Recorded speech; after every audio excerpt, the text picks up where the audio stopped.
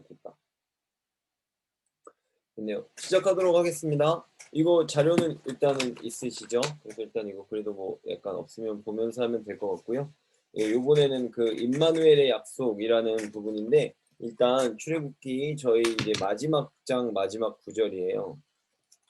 창세기 출애굽기 창세기는 50장, 출애굽기는 40장 이렇게 외우면 굉장히 편합니다. 그다음부터는 뭐 전혀 규칙성이 없어요. 외울 수 없어요. 출애굽기 40장 제가 34절에서 38절 읽어볼게요. 구름이 회막에 덮이고 여호와의 영광이 성막에 충만하매 모세가 회막에 들어갈 수 없었으니 이는 구름이 회막 위에 덮이고 여호와의 영광이 성막에 충만함이었으며 구름이 성막 위에서 떠오를 때에는 이스라엘 자손이 그 모든 행진하는 길에 앞으로 나아갔고 구름이 떠오르지 않을 때에는 떠오르는 날까지 나아가지 아니하였으며 낮에는 여호와의 구름이 성막 위에 있고 밤에는 불이 그 구름 가운데 있음을 이스라엘의 온 족속이 그 모든 행진하는 길에서 그들의 눈으로 보았더라. 그래서 아멘 이렇게 되어 있습니다. 그래서 어,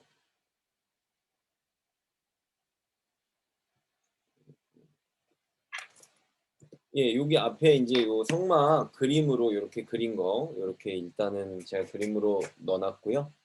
실제로 근데 그 제가 한번 옛날에 그 새벽 예배 때 언급한 적이 있지만 그 성막은 이스라엘 백성들 그러니까 현대 이스라엘 사람들은 성막을 본 적이 없어요.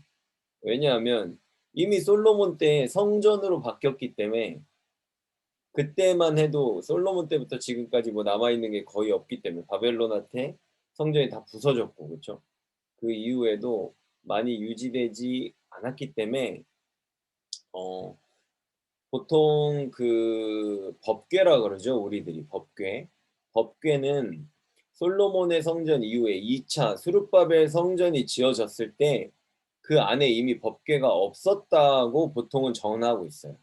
그렇기 때문에 실제로 법궤가 어떻게 생겼는지 이런 것들에 대해서는 막 이렇게 우리가 인터넷에 보면 성막 기물들 막 사진들이 있잖아요. 근데 그것들이 이제 추정해서 만들어 놓은 경우들이 많아요. 왜냐하면 뭐 사이즈 같은 경우에는 있는 것들도 있지만 정확하게 뭐 천사의 모형이 어떻게 생겼다든지 특히 또 이제 물두멍이 있잖아요. 물두멍 번제단하고 물두멍은 사이즈가 없어요. 물두멍은 아예 모양에 대한 언지도 없고 그 물두멍의 기능만 있을 뿐이지 전혀 물두멍에 대한 사이즈에 대한 언지가 없기 때문에 물두멍 어떻게 생겼는지 정확히 말하면 모른다고 보는 게 더 정확하지 않을까. 어쨌든 그런 하지만 그래도 기존에 있던 어떤 규칙들이나 어떤 사이즈가 있는 것들을 통해서 대충 이렇게 성막의 모양들을 우리가 추정해 볼 수 있다라는 것은 우리가 알 수 있겠죠. 그래서 요렇게 생각하시면 네 될 것 같고요. 그다음에 여기 임마누엘 한번 보면은요. 임마누엘이 여기서 임마누엘 이렇게 돼 있잖아요. 임마누엘 이렇게 돼 있으면 여기가 인제 엘이 요게 하나님이란 뜻이에요. 하나님이란 뜻이고 이게 누 이게 보통 이제 그 만누 하면 이게 with us거든요. 그러니까 요 두 개가 만우가 우리와 함께 있다는 뜻이겠죠. 우리와. 그리고 이미 이제 함께 계시다라는 이제 이게 동사예요. 함께 하심이라는 의미를 가지고 있어요. 그리고 옆에 단어의 설명 잠깐 보면 여기 이제 신실하심이라고 돼 있잖아요. 신실하심은 이제 영어로는 이제 faithful이에요. faithful인데 이게 어 여기 제가 손가락 걸어 놓은 그림을 그려 놓은 것처럼 약속을 하고 그 약속을 지키시는 그 하나님의 성품을 우리가 인제 신실하심이라고 말하고 있고 그다음 인제 옆에 가서 인제 언약에 대해서 우리가 살펴보면 쌍방강의 합의에 의해서 이제 이루어지는 약속이다 이렇게 돼 있잖아요. 쌍방강에 의해서 이루어지는 약속, 계약, 맹세. 근데 계약이나 맹세 이런 거는 사람들이 할 때는 계약이나 맹세라는 단어를 쓰지만 그것을 우리가 제가 말했듯이 하나님과 인간 사이에 하는 어떤 계약, 신과의 계약을 우리가 보통 인간들이 하는 건 영어로 이제 컨트랙이라 그래요. 그러니까 여러분들이 뭐 아파트 계약 이런 건 다 컨트랙이라고 하거든요. 그리고 이제 그 대신에 하나님과의 언약은 앞에도 이제 대문자를 써서 보통은 이렇게 covenant라고 말해요. covenant라고 말을 하고, 근데 우리 성경에는 이 covenant라는 단어를 쓰지 않고 이제 성경 안에로 들어가면 써요. 여러분들이 영어 성경을 보면 쓰는데 우리가 갖고 있는 성경에 이제 좀 더 고어잖아요. 예전에 이름이 정해진 거니까. 그래서 그 언약이라는 다른 단어, 바로 이 테스트먼이라는 단어를 쓰는 거예요. 그래서 우리가 알고 있는 구약 그리고 신약에 나오는 그 약의 단어는 그 언약을 말합니다. 그래서 이제 the Old Testament이 있고 그다음 the New Testament이 있죠. 그래서 구약하고 신약이 있어요. 근데 이제 예를 들어서 우리가 뭐라 그럴까요? 여기에서 이제 요거는 인장을 제가 여기다 그려 놓은 거예요. 그러니까 하나님의 약속은 이제 왕의 어떤 약속이 있고 거기다가 직인을 찍으면 그 약속은 그 직인을 찍은 왕이 아니면 그것을 취소할 수 없는 거거든요. 예. 그렇기 때문에 이제 요런 어떤 하나님의 약속의 변함없음에 대해서 강조하고 싶어서 제가 인장을 찍은 그것을 여기다 그려 놨고요. 올 테스트먼트하고 뉴 테스트먼트는 우리가 보통 성경에서 보면 옛 언약과 새 언약이라고 이렇게 나와요. 새 언약이라고 보통 구분을 하는데 이 올 테스트먼트하고 뉴 테스트먼트는 성경에서 나오는 뉴라는 개념. 우리가 고린도후서 5장 17절도 보면 보라 새 피조물이 됐다 그러잖아요. 새로운 피조물이 됐다. 근데 성경에서 나오는 뉴라는 개념은 완전히 새로운 물건을 딱 꺼내는 개념이 아니에요. 그런 개념이 아니라 원래 있던 것을 우리가 이제 사실 말하면 새로 갱신하는 개념이에요. 예를 들어서 여러분들이 어떤 그 쿠폰을 갖고 있으면 그 쿠폰이 원래 있지만 날짜가 거의 다 됐을 때 그것을 새로운 쿠폰으로 갱신하는 그런 개념이 있잖아요. 그런 것처럼 결국에 그 쿠폰은 다른 쿠폰인가요? 그러지 않잖아요. 그죠? 같은 쿠폰을 갱신하는 개념이잖아요. 그래서 옛 언약이라는 거는 원래 있었던 하나님의 약속이 바로 이 중간에 있는 이 기점, 이게 누구냐면 바로 이 예수 그리스도예요. 이 Jesus. 그러니까 Jesus Christ 예수님을 기점으로 이 언약이 새로운 언약으로 이렇게 우리들에게 갱신되었다. 그래서 예수 그리스도를 기점으로 그 성경의 그 하나의 언약을 Old Testament하고 New Testament으로 구분하는 거고 그 언약은 하나의 언약이고 그 언약의 중심에는 바로 예수 그리스도가 서 있다. 그러니까 예수 그리스도를 우리가 온전히 알지 못하면 구약의 언약이 어떻게 신약에서 새로운 언약으로 우리들에게 갱신돼서 다가오는지 우리가 정확한 의미를 알 수 없다는 그런 뜻도 우리가 생각해 볼 수 있겠죠.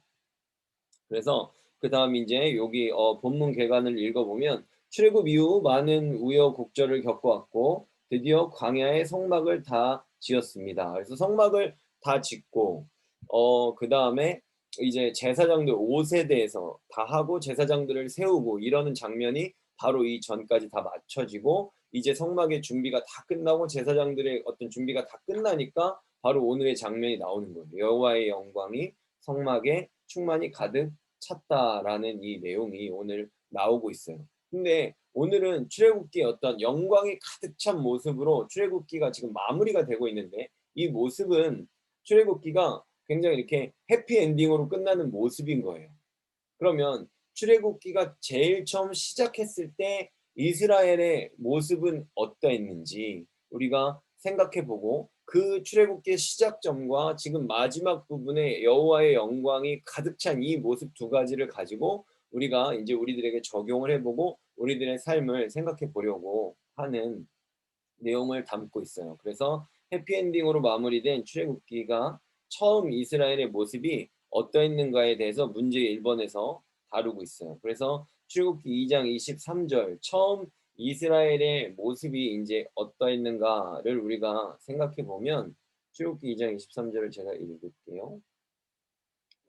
그래서 여러 해 후에 애굽 왕은 죽었고 이스라엘 자손은 고된 노동으로 말미암아 탄식하며 부르짖으니 이렇게 돼 있어요. 그 고된 노동으로 말미암아서 부르짖는 소리가 하나님께 상달됐다 이렇게 말하고 있어요. 그래서 이들은 고통으로 하나님께 부르짖고 있었다라는 것을 우리가 알 수 있다는 거죠. 근데 하나님께 이들이 부르짖었을 때 지금 우리가 지금 2장 23절을 읽었잖아요. 부르짖었을 때 24절의 말씀을 보면 24절의 말씀을 보면 지금 여기서 23절 그다음 24절의 말씀을 보면 어떻게 되어 있냐면 하나님이 그들의 고통 소리를 들으시고 하나님이 아브라함과 이삭과 야곱에게 세운 그의 언약을 기억하셨다 이렇게 돼 있어요. 그러니까 언약을 하나님이 기억하셨다는 거죠. 언약을 기억하셨어요. 그래서 그 언약을 기억하셨는데 그러면 하나님이 듣고 이제 이스라엘의 부르짖음을 듣고 언약을 기억하셨는데 그 언약의 내용이 어디 있냐면 바로 아브라함과 이삭과 야곱의 언약이니까 창세기 15장 13절에서 16절의 말씀을 보면 그 언약의 내용이 무엇인지 나오고 있어요. 그 언약을 기억하셨다 그러죠. 그럼 13절부터 제가 읽어보면 아브라함에게 이르시되 내 자손이 이방에서 객이 되어 13절에 이렇게 돼 있어요. 그러니까 지금 객이 되어서 그들을 섬기겠고 그러면 지금 야곱의 족속들이 자손들이 애굽으로 들어갔죠. 그러니까 이방 땅이죠. 이방에서 객이 되어서 거기서 그들을 이제 섬겨 그들의 종이 된 거예요. 요셉을 모르는 왕이 나왔을 때 그들의 종이 된 거죠. 그래서 그들은 400년 동안 내 자손을 괴롭히리니라고 돼 있어요. 13절에. 그러니까 애굽에서 이스라엘 백성들이 몇 년 동안 종으로 살았는지 우리가 알 수 있죠. 400년 동안 종으로 살았음을 알고 있어요. 근데 다른 성경의 다른 부분에 보면 네 아브라함의 자손들이 430년 만에 출애굽을 했다고 말하고 있어요. 그러니까 400년 동안 괴롭힘을 당한 거고 요셉을 모르는 바로가 나왔을 때부터 괴롭힘을 당했으니까 요셉하고 이스라엘 백성들이 같이 한 30년 동안을 살았고 그죠? 요셉이 죽고 그 다음부터 400년 동안 괴롭혀서 430년 만에 출애굽을 했다고 우리가 생각하면 그 400년과 430년은 문제가 없는 기간으로 우리들이 이해를 할 수 있습니다. 그걸로 뭐 꼬투리 잡는 사람들 많이 있어요. 그래서 얘기하는 거고요. 그 다음에 이제 14절을 계속 보면 섬기는 나라를 내가 징벌할 것이다 라고 말씀하세요. 그러니까 10가지의 재앙이 있었잖아요. 그죠? 그러니까 애굽 그들이 섬겼던 애굽을 10가지 재앙으로 징벌을 하셨고 내 자손이 큰 재물을 이끌고 나오리라 라고 말씀하셨어요. 이게 지금 430년 전에 준 언약이에요. 근데 엄청 정확하죠. 그렇죠? 그래서 그 큰 재물을 애굽에서 받아서 갖고 나와서 이들이 뭘 했죠? 바로 성막을 지었죠. 광야에서. 그걸 갖고 그 비싼 재물들을 가지고 도저히 구할 수 없는 그것을 광야에서 가지고 나온 걸 가지고 하나님께 예배하는 성막을 지었죠. 그다음에 이제 15절은 안 읽어도 되고 16절에 보면 내 자손이 4대 만에 이 땅으로 돌아오리니라고 돼 있어요. 그러니까 지금 이 언약을 받는 아브라함이 있는 장소가 가나안인 거죠. 아브라함이 가나안 땅에 있을 때 이 언약을 받았기 때문에 이 땅으로 돌아온다라고 말씀하셨고 아모리 족속의 죄악이 아직 가득 차지 아니했기 때문에 그들이 시간이 걸린다라고 하는 건 지금 그 땅에 아브라함과 같이 살고 있는 그 아모리 족속들이 하나님에게 죄를 돌이킬 수 있는 기회의 시간을 지금 더 받고 있는 시간이다라고 저희들이 생각해 볼 수 있는 거예요. 그래서 하나님의 약속이 430년 전에 하나님이 기억하신 그 언약을 우리가 읽어보니 너무나도 정확하게 한 치의 오차도 없이 하나님이 이 약속들을 그대로 이루셨다라는 그 하나님의 약속의 신실하심을 우리가 생각해 볼 수 있다는 거죠. 그리고 이것을 이제 적용으로 우리가 한번 넘어가 보면 네, 삶의 행복의 기준은 무엇인가? 지금 우리에게 필요한 것은 이라고 되어 있는데 한번 저희가 다음 페이지에 가서 좀 더 자세히 한번 알아보도록 하겠습니다. 이제 여기 문제 1번 보면 일단 출애굽기의 마지막 장면이 아까 해피 엔딩이었다 그랬죠. 그래서 하나님의 그 영광이 이제 구름이라는 것은 여러분들이 잘 생각해야 될 게 하나님이 모세한테 나올 때 떨기나무에서 뭘로 나오세요? 떨기나무에서 불로 나오죠. 불로 나왔어요. 불로 나왔고 지금은 애굽 땅에서 나올 때부터 구름 기둥 그리고 또 불 기둥이잖아요. 구름 가운데 불이 있는 거예요. 그러니까 불기둥 따로 있고 구름 기둥 따로 있는 게 아니라 구름 기둥 안에 불이 생기는 형태로 구름 기둥과 불 기둥이 구분이 됐다는 걸 알 수 있죠. 근데 이 불과 구름의 특징이 뭐냐면 사람에게 충분히 두려움을 줄 만한 가시적인 효과를 갖고 있어요. 그러나 그 존재를 알 수 있다는 거죠. 우리와 함께 있다는. 그러나 불과 구름의 특징은 형태가 없어요. 특정한 형태를 갖고 있지 않다는 거예요. 보이지 않으시는 하나님을 나타내기에 굉장히 좋은 도구라는 얘기를 하는 거예요, 제가. 하나님은 보이지 않으시잖아요. 불이나 구름으로 나타나신다는 건 하나님이 어떤 인간들이 만들 수 있는 특정 형상, 우상으로 제조될 수가 없는 신이라는 것을 이미 구름기둥과 불기둥의 어떤 그런 물질적인 특징으로도 우리들에게 알려주신다는 것을 알 수 있다는 거죠. 그리고 그런 그들은 그런 하나님의 인도하심과 보호하심을 따라서 항상 살아가는 삶을 살았다고 지금 38절의 맨 마지막에 나와 있는 거예요. 그 모든 행진하는 길에서 그들의 눈으로 그것을 보았더라라고 되어 있잖아요. 그러니까 하나님이 항상 함께 하셨고 하나님이 그들을 언제나 지켰고 보호하셨고 인도하셨다라는 것을 알려주고 있다는 거죠. 그래서 이것을 이제 적용할 때 요 첫 번째 바로 마지막 장면은 이렇지만 처음에 하나님에게 부르짖고 있었다라는 거죠. 그러면 결정적인 이제 차이점에 대해서 우리가 해결점으로 가서 생각해 보려고 하는데 하나님께서 아브라함을 부르시고 언약을 지키신 것. 그래서 그 가나안 땅으로 그 아브라함의 족속들을 데리고 와서 나는 그들의 하나님이 되고 그들을 하나님의 백성으로 만드시는 그 역사. 이것이 하나님의 언약을 가장 잘 요약하고 있는 말씀이거든요. 예레미야서 30장 22절. 이것은 아담과 하와를 창조하신 하나님의 최초의 언약의 목적이었어요, 이게. 하나님의 나라를 세우는 것. 그래서 언약, 성경에 나오는 이 언약의 중심은 바로 하나님의 나라를 세우는 것입니다.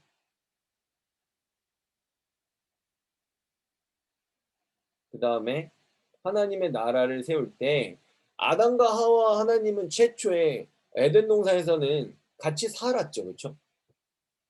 그리고 하나님이 하나님의 나라에 하나님이 그들과 우리 백성들과 같이 사셔야만이 그 나라가 정말로 온전히 성취되는 거예요. 그래서 시내산에서는 산 꼭대기에 하나님이 구름으로 임하셨었죠. 이제 이게 제가 여러분들한테 설명하려고 하는 이 화살표들이 뭐냐면 우리가 카메라가 이렇게 그런 거 있잖아요. 클로즈업 돼 가지고 막 어떤 영화 같은 데서 시작할 때 지구를 우주에서 탁 비췄다가 대기권을 탁 통과하고 막 어느 나라로 갔다가 어느 도시로 갔다가 뭐 이렇게 서울로 갔다가 그죠? 막 이렇게 대림동으로 왔다가 대림교회로 왔다가 막 카페로 들어왔다가 막 그 컴퓨터 비췄다가 뭐 누구를 탁 비추는 이런 식으로 하나님의 역사가 지금 우리들에게 점점 더 다가오는 형태를 지금 띠고 있다는 거예요. 그래서 처음에 시내산 꼭대기에 있던 구름이 이스라엘 가운데 성막의 영광으로 들어왔죠. 그게 오늘 출애굽기 말씀이죠. 그 다음에 마태복음 1장 23절의 말씀을 보면 이제 아까 이것이 오늘의 이제 제가 제목으로 정한 거죠. 마태복음 1장 23절에 보면 보라 처녀가 잉태하여 아들을 낳을 것이요 그의 이름은 임마누엘이라 하리라라고 돼 있죠. 그러니까 바로 예수 그리스도가 이제 어떤 아까 말했죠. 구름이나 불의 어떤 특정 형태가 없는 그런 보이지 않는 하나님이 이스라엘이라는 성막의 진영 가운데 그 진의 가운데 계셨어요. 그때는 그들 가운데 계셨지만 그들과 가까이 있는 건 아니고 그들이 아까도 구름이 찼을 때 모세가 다가갈 수 없었다 그랬죠. 범접할 수 없는 어떤 그런 거리감을 갖고 있는 그런 형태로 나왔지만 이제 예수님은 그들 가운데로 오신 거예요. 그래서 요한복음 1장 14절의 말씀을 보면 말씀이 육신이 되어 우리 가운데 거하심에라고 돼 있어요. 근데 제가 여기서 영어로 기록을 해놨죠. 여기서는 어떤 형태로 나오냐면 여기서 dwelt among us라고 돼 있어요. 그러니까 우리들의 중심에 가운데 계셨다는 거죠. 성막 가운데, 성막이 이스라엘의 진영 중심에 있었던 것과 굉장히 비슷한 형태예요. 하지만 이것은 굉장히 가까이 온 거죠. 우리가 뭐 순장 모임을 한다 해도 예수님이 우리 가운데 딱 서 계시다면 그것은 훨씬 더 가까이 우리들에게 다가오신 거예요. 그리고 요한 1서의 동일한 시작의 말씀을 보면 우리는 그를 만졌다, 보았다, 들었다 이렇게 말하거든요. 그것은 구약 시대의 성막과 지금 예수님의 차원은 우리들에게 그 친밀감의 그 정도가 전혀 다르다는 것을 보여주고 있어요. 그러고서는 사도행전 1장 4절에서 5절의 말씀을 우리가 보면요. 여기서 하나님이 뭐라 하시냐면 그들에게 분부하여 이르시되 예루살렘을 떠나지 말고 내게서 들은 바 아버지께서 약속하신 것을 기다리라고 말하고 있어요. 아버지께서 하나님 아버지께서 우리들에게 처음부터 약속하셨던 것. 바로 언약, 하나님의 언약에 기준한 하나님의 나라를 세우기 위해서 하나님이 우리를 아버지의 백성 삼아 주시고 하나님이 우리의 아버지가 되시고 우리가 하나님의 나라를 세우는 그 역사가 약속하신 것을 기다리라. 그래서 약속은 물론 성령을 보내주시겠다고 약속했지만 성령이 오심으로써 궁극적으로 이루어지는 약속은 하나님의 언약을 우리들에게 드러내주고 있다고 지금 얘기하고 있는 겁니다. 그래서 요한은 물로 세례를 베풀었지만 몇 날이 못 되어 너희들이 성령으로 세례를 받을 것이다. 그러니까 이제 쉽게 말해서 성령님이 오시게 될 거다라고 지금 말하고 있다는 거죠. 그다음 고린도전서 3장 16절의 말씀을 보면 고린도전서 3장 16절의 말씀을 보면 너희는 너희가 하나님의 성전인 것과 하나님의 성령이 너희 안에 계시는 것을 알지 못하느냐라고 말하고 있어요. 똑같이 dwell, 거하신다, 살고 있다, 거주하다라는 단어를 쓰고 있지만 이때는 분명히 in을 사용하고 있다는 것을 알 수 있습니다. 이제는 아예 하나님이 어떻게 된 거예요? 우리 안으로 들어와 버린 어떤 그런 형태를 띠고 있는 거죠. 그러니까 더 이상 이제 뭐 하나가 더 이상 이거보다 가까워질 수 없죠. 우리 안에 있고 우리가 그분 안에 있고 우리가 성찬식을 할 때 예수님을 어떻게 해요? 빵과 포도주로 먹잖아요. 그죠? 그것은 우리가 예수 그리스도와 하나로 혼합되는 과정을 나타내는 거거든요. 한 몸을 이루는 과정을 나타내고 있는 거예요. 그래서 여기 써놓은 것처럼 태초에 아담과 하와 에덴에서 함께 사셨던 주님께서 이제 우리 가운데 우리 안으로 이제 임하셨다. 그래서 아까 하나님이 우리와 함께 하심이라는 의미를 갖고 있다고 그랬죠. 그 임마누엘의 약속이 우리들에게 이루어졌다. 성취됐다라고 말하는 거예요. 그러면 처음과 나중 출애굽기에 출애굽기에 시작과 끝이 있을 때 이 시작과 끝의 차이점은 뭐예요? 바로 임마누엘이라는 거예요. 그들이 부르짖었을 때 그들 가운데 하나님이 없었고 지금 출애굽기의 해피엔딩으로 끝날 때 해피엔딩이라고 우리가 말하지만 해피엔딩인 이유는 그들 가운데 하나님의 영광이 충만했기 때문이죠. 그러면 우리들의 삶이 이스라엘 백성들처럼 출애굽기를 시작할 때 우리들이 지금도 여전히 부르짖고 있다면 우리들이 과연 우리들의 삶 가운데 하나님의 충만함, 성령의 우리 심령 가운데로 들어오신 성령의 충만함을 우리가 정말 가지고 있는가? 성령의 충만함이 우리들 가운데 있다면 그것이 지금 성경에서 말하는 가장 행복하고 가장 최고의 만족을 가진 모습이어야 되는데 우리들이 정말 성령의 충만함을 덧입기를 원하고 성령의 충만함만으로 행복과 만족을 추구하는 삶을 살아가고 있는지에 대해서 우리가 생각해 보자라는 내용을 가지고 이제 이번 주에 순모임을 하려고 하는 거고요. 10가지의 재앙에 대한 이거는 설명이에요. 여기 제가 이제 여기 메뚜기 떼를 그려놓은 거거든요. 메뚜기 떼를 그려놨는데, 예, 10가지 재앙에 대해서 이거는 제가 그냥 자료를 찾은 거예요. 그래서 여호와께서는 이집트 사람들이 믿는 거짓 신들에게 벌을 주셨습니다. 민수기 이제 33장 4절에 그 기록에 대해서 나와 있고 이것을 기점으로 해서 실제로 애굽에 존재했던 신들을 이제 고고학적으로 조사해서 최소 더 많은 신들이 있었겠지만 당연히 10가지 재앙에 이렇게 묶여 있는 신들이 있었겠죠. 그러나 고고학적으로 증명된 신들은 최소 8가지 정도의 신들이 언급되고 있다라고 말하는 거고요. 아까 제가 누누이 말했듯이 애굽의 최고 높은 신은 태양신이었어요. 그 태양신, 그래서 태양신의 제사장, 대제사장이자 태양신의 본체로 여겨졌던 바로를 그리고 그 바로의 아들을 하나님이 죽이심으로써 태양신의 대를 끊어버린 거예요. 태양신이 더 이상 없어지는 거죠. 태양신의 아들이 죽어버렸으니까. 그래서 애굽 사람들에게 더 이상 의지할 만한 신이 없게 되었을 때 애굽 사람들은 여호와 하나님을 인정하면서 너의 여호와 하나님이 우리의 신들을 전부 다 죽였다. 그러니까 제발 좀 나가줬으면 좋겠다. 라는 어떤 최종적인 승리로 이어지는 그런 모습들을 가지고 있다는 거죠.